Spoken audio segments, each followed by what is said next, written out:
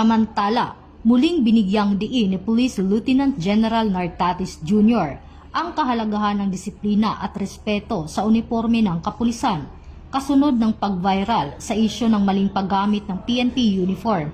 Aniya, ito ay isang sagisag ng katapangan, sakripisyo at tiwala ng mamamayan at hindi dapat gamitin sa katuwaan. Sa ilalim ng kanyang pamumuno, patuloy na pinagtibay ng PNP ang disiplina, seguridad at integridad ng organisasyon bilang bahagi ng bagong PNP para sa bagong Pilipinas, serbisyong mabilis, tapat at nararamdaman.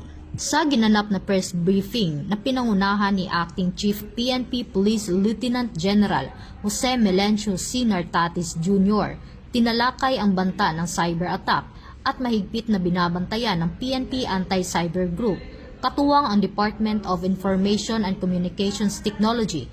Ayon kay Police Brigadier General Bernard R. Young, ang distributed denial of service attack na posibleng mangyari sa Nobyembre 5 taong kasalukuyan ay hindi data breach at walang personal na impormasyon o pera ang maaapektuhan.